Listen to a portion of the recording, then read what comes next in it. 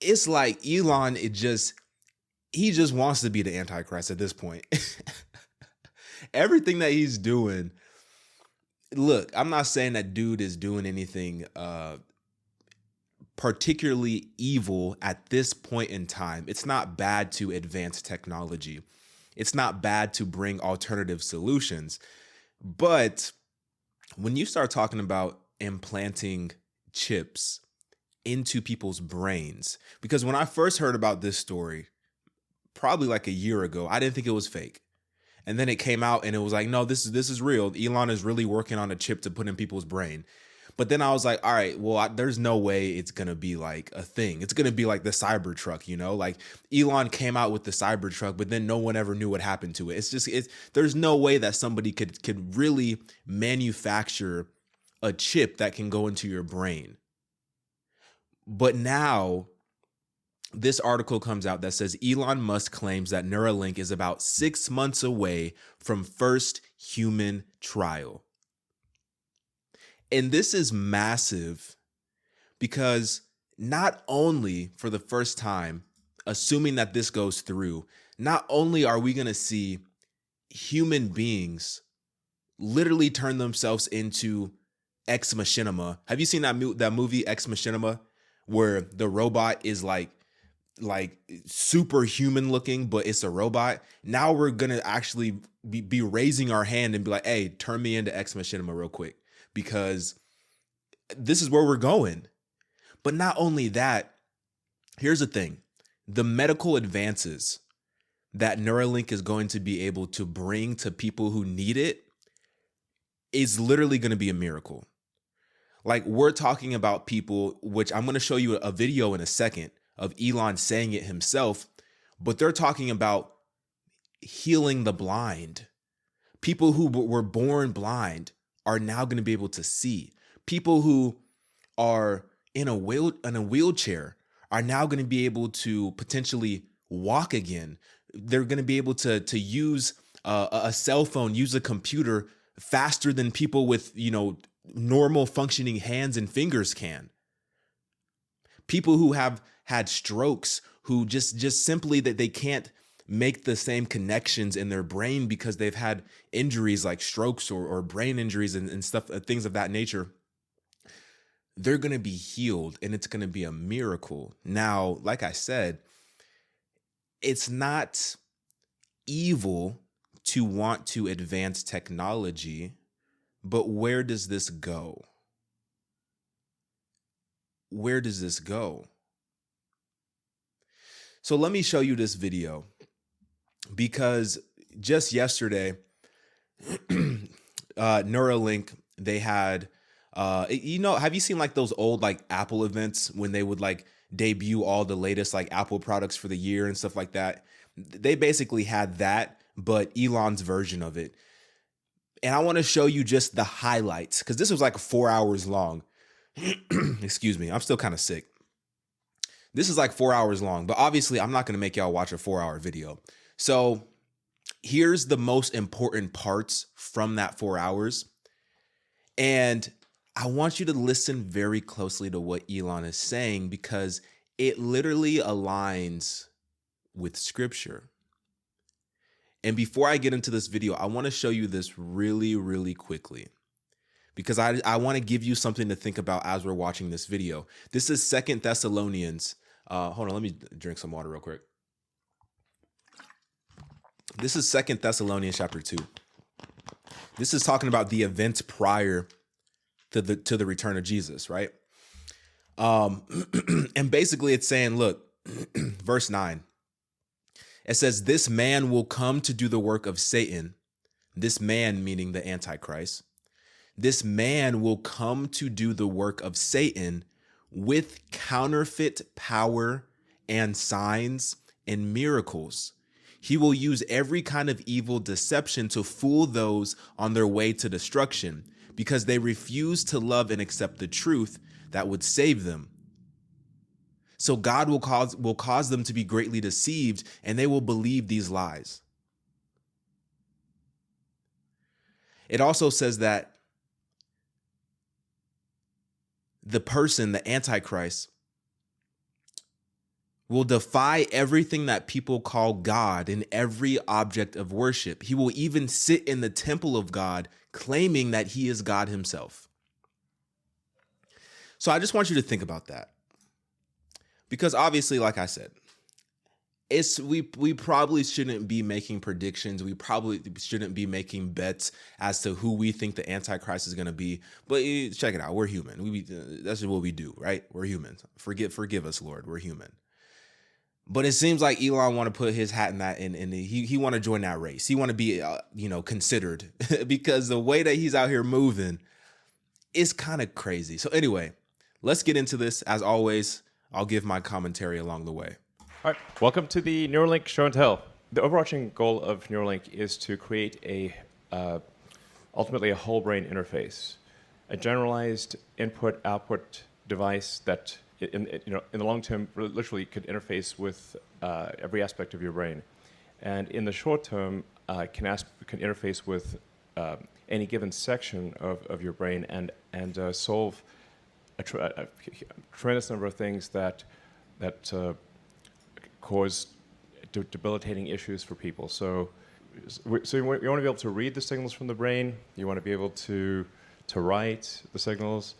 You want to be able to ultimately do that for the entire brain, and then also extend that to communicating to the rest of your nervous system if you have a sort of a severed spinal cord or neck. I've often said that prototypes are easy. Production is hard. It's really, I'd say, 100 to 1,000 times harder to go from a prototype to a device that is safe, reliable, works under a wide range of circumstances, is affordable, and done at scale. We've submitted, I think, most of our paperwork to the FDA, and we think probably in about 6 months we should be able to have our first Neuralink in a human. So. Before we would even... They don't even know what they're clapping for. All those people clapping, are y'all going to be the ones that going to get the link in 6 months and be the test? Because otherwise, I don't know why y'all clapping. Think of putting a device in an animal. We do everything we possibly can with rigorous benchtop testing. So we're not cavalier in putting devices into animals. We're extremely careful, and we always want the device, whenever we do the implant, if it's in a sheep or a pig or monkey, to be confirmatory, not exploratory. Let's see, and since the Pager demo, we've expanded to work with a troop of 6 monkeys. We've actually upgraded Pager. They do varied tasks, and we do everything possible to ensure that things are stable and replicable, and that that the device lasts for a long time without degradation. And here you can see Sake, it's one of our other monkeys, typing on a keyboard. Now, this is telepathic typing. So to be clear, he's not actually using a keyboard. He's moving the cursor with his mind to the highlighted key. Now technically, you can't actually spell, and so I don't want to. That's pretty crazy, though, huh? I number one, I thought the monkey was actually spelling, but regardless of the fact that the monkey is not spelling, the fact that you can actually control the cursor with your mind is crazy. The fact that you can actually, because here's the thing, this device is essentially what is going into your head. And this is what is in the monkey's head right now that they're talking about. It's this device, they say it's about the size of a quarter, and you're going to see where this goes. But this little thing right here, it actually sits outside of your brain. And then these little wire things right here are said to be thinner than one strand of hair. These are what actually gets implanted into your brain. So this is what is making the connection. But it essentially turns your brain into a Bluetooth capable machine where you could link to essentially anything that has Bluetooth capability. So with these monkeys, for example, this monkey is sitting there controlling the cursor just by the thoughts, just by brain power. This is literally like stuff of the future that I never really thought I was gonna see. But now that I'm seeing it, I wish I could be more excited about this, but I'm more so terrified. If I wasn't a Christian, I would be so geeked about this. But since I am a Christian, I can kind of like see right through this, and it's just terrifying. But let's continue. Oversell this thing, because that's the next version. But what's really cool here is Sake the monkey is moving the mouse cursor using just his mind, moving the cursor around to the highlighted key, and then spelling out what we want, something that could be used for somebody who's say quadriplegic or tetraplegic human, even before we make the spinal cord stuff work, is being able to control a mouse cursor, control a phone, and we're confident that someone who has basically no other interface to the outside world would be able to control their phone better than someone who has working hands. And I mentioned upgradability. Upgradability is very important because our first production device will be much like an iPhone 1, and I'm pretty sure you would not want an iPhone 1 stuck in your head if the iPhone 14 is available. So it's going to be being able to demonstrate full reversibility and upgradability, so you can remove a device and replace it with the latest version, or if it stopped working for any reason, replace it. That's a fundamental requirement for the device at Neuralink. I think it's also important to show that Sake actually likes doing the demo, and is not like strapped to the chair or anything. So it's interesting that I don't think he said that by, accident, because there was actually a story that came out that said that Neuralink was apparently killing all of these like monkeys because the technology was basically frying their brain or something like that.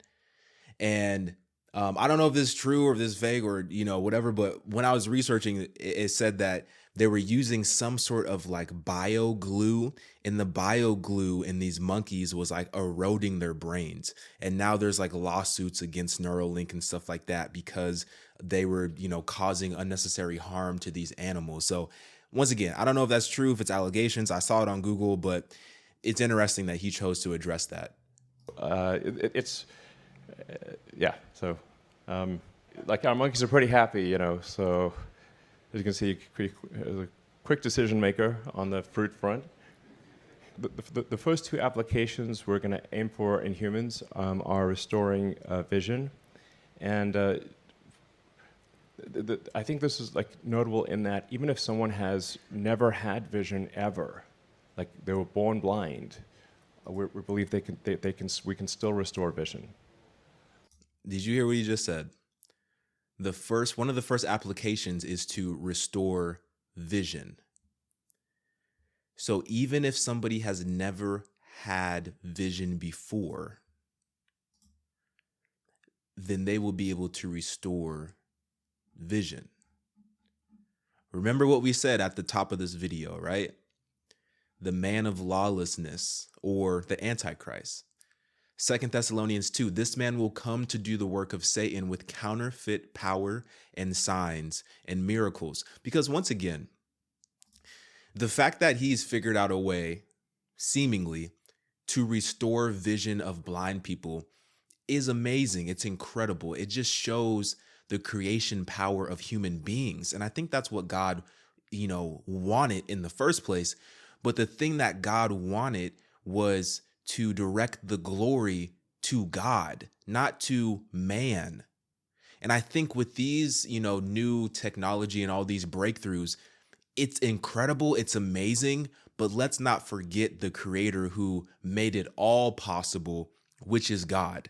But a lot of people, they're going to forget about God and they're going to say, hey, Elon, he's restoring vision. He's making, quadriplegic people walk again. He's doing all these miracles. Who needs God? And that's the problem. The problem is not what we can do with the creation power, because ultimately God gives us the power to create. We're made in God's image. God is a creator. We are made to create just like God, but it's not for our glory. It's for the glory of God. So the first application is going to be to restore vision in people who are blind, even if they have never seen before. Very, very interesting. Because the visual part of the cortex is still there, and then the other application being in the motor cortex, where we would initially enable someone who has no ability, almost no ability to operate their muscles, sort of like a sort of Stephen Hawking type situation, and enable them to operate their phone faster than someone who has working hands. But then even better than that would be to bridge the connection. Take the signals from the motor cortex, and let's say somebody's got a broken neck, then bridging those signals to Neuralink devices located in the spinal cord. We're confident there are no physical limitations to enabling full body functionality. How do you create a He said, in that, y'all got to understand what he just said. He said, we're confident that there is no limitations to enabling full body functionality. So first he started out with the example of Stephen Hawking. So Stephen Hawking, if y'all don't know who Stephen Hawking is, he's the dude, like super smart guy, apparently, can't speak, can't walk, can't talk. He's in a wheelchair. I'm pretty sure you know who Stephen Hawking is. But he basically said that people like that who are in that situation, they're going to be able to use their phone better than people who have actual functioning hands. How is that possible? Well, it's going to be all done through the mind. Just like we just saw with the monkey, through the ability that Neuralink has to literally interface with the brain. A computer is literally interfacing with your brain. Now people are going to be autonomous. And this is literally from Neuralink's website. It says people are going to be autonomous. With a Bluetooth connection, you would be able to potentially control any mouse or keyboard with your thoughts. You can also control your device. They're going to have a whole app that's going to connect straight to your phone where you can control your device better than me and you can control your device, because it's all happening instantaneously through your mind, through your thoughts. But he went from that example to saying that there's also going to be implementation where not only are people going to have one Neuralink, so they're going to have one Neuralink implanted in their brain, but they're also going to have multiple Neuralinks implanted down their spine. So people who can't walk, who are in a wheelchair, the Neuralink in their brain is going to communicate with the ones in their spine, and it's going to connect everything together to where now people who were told that they would never walk again because like of a bad car accident or a bad illness or things of that nature, now they're going to be able to walk again, which is incredible. And that's what I'm saying. I'm not looking at all this stuff as like it's negative, but I'm seeing what it is from a biblical perspective. I'm seeing what's happening.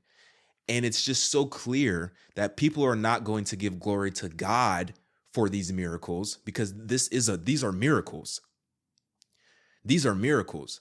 People are not going to give glory to God for these miracles, but they're going to give glory to Elon. They're going to give glory to Neuralink for these miracles. And that's where the issue lies. But let's continue. high bandwidth, generalized interface to the brain?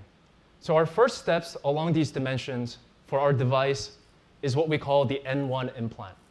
It's a size of about a quarter, and it has over 1,000 channels that are capable of recording and stimulating. It's microfabricated on a flexible thin film arrays. Isn't this so crazy? Like when we were kids, like our mom and like our parents would be like, "Hey, yo, don't stand by the microwave." You know what I'm saying? Like when it's cooking, don't stand by it. But now we literally are taking the microwave and putting it inside of our brain. Like it's so crazy. It's so crazy. We call threads. It's fully implantable and wireless, so no wires, and after the surgery, the implant is under the skin and it is invisible. It also has a battery that you can charge wirelessly, and you can use it at home. Unlike many consumer electronic devices, which can simply offer a physical connector, charging a fully implantable device poses several unique challenges. First, the system must operate over a wide charging volume without relying on magnets for perfect alignment.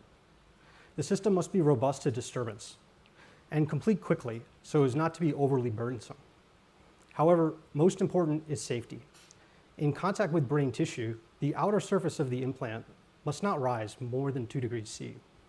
Our current production charger, which charges our current generation of implants, is implemented in an aluminum battery base, which also includes the drive circuitry. A remote coil, 4 times the size of our original device, also disconnectable. This remote coil has increased switching frequency, driving improved coil coupling. I'd like to show you one of these applications. So let me show you this real quick. And then you're going to see the actual charger on a monkey. But this is the charger right here. So not only do you have to implant this device that is being held in this surgeon's hand right here, that's going to be implanted into your skull, which I'm going to show you how they do that in a second. But you know, you also have to charge it. You also have to charge it.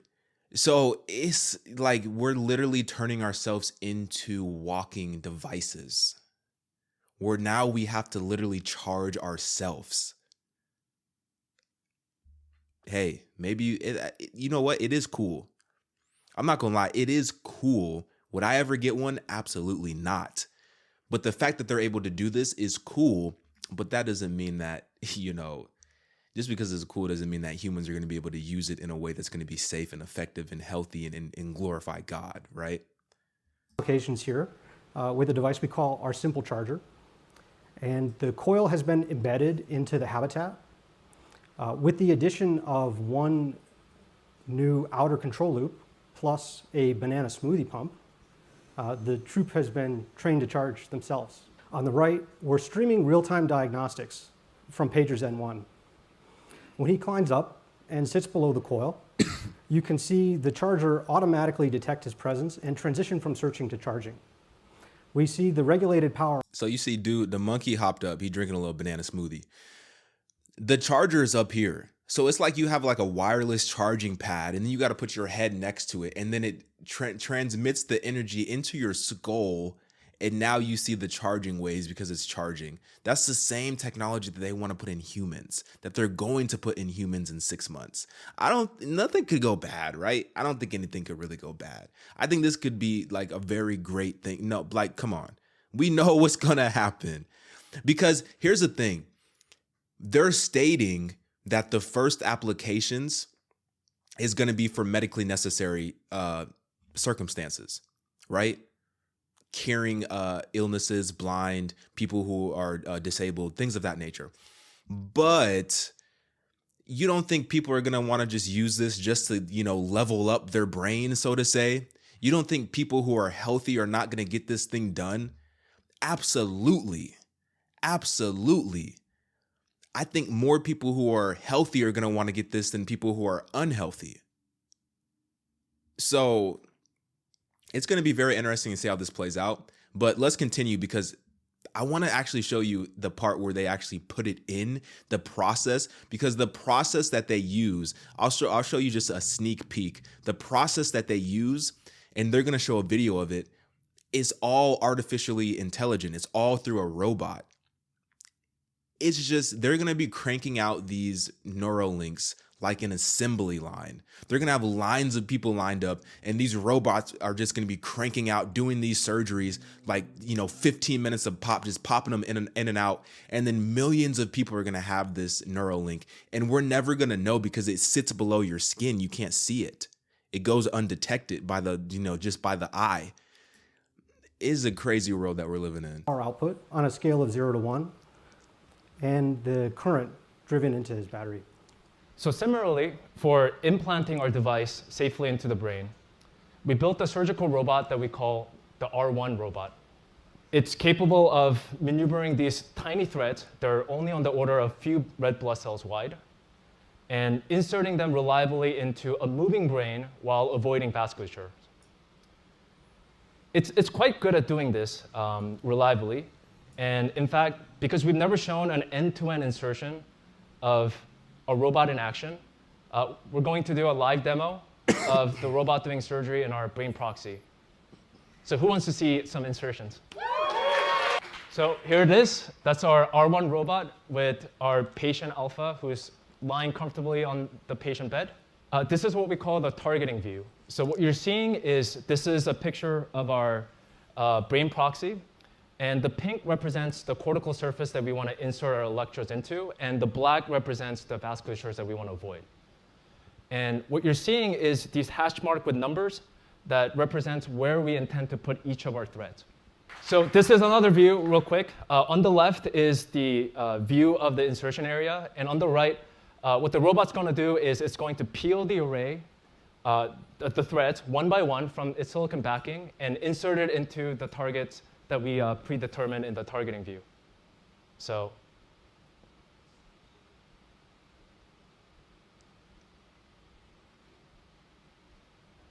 there you go. That's the first insertion.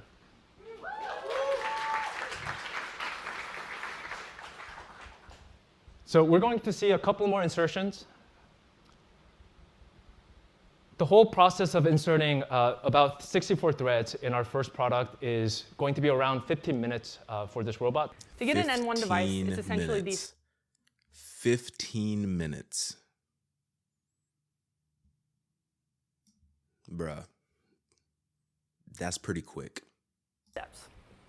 Targeting and the incision, drill the craniectomy, remove the tough outer meningeal layer called the dura, then insert the thin, flexible threads of electrodes, place the implant into the hole we created, and then that's it. You've got an implant under the skin. The Crazy. surgical robot does the thread insertion part of the surgery. This is because it would be very difficult to do manually. The rest of the surgery is done by the neurosurgeon. There's still a lot for us to do to get to that procedure where we reduce the role of the neurosurgeon and make it affordable and accessible. The two elements of the surgery that demand the most skills from the neurosurgeon are the craniectomy and the durectomy. You've gotten to hear about the advancements we've made over the past year. We've improved implant robustness, battery and charging performance, Bluetooth usability. Realistically, every new device version is going to be significantly better.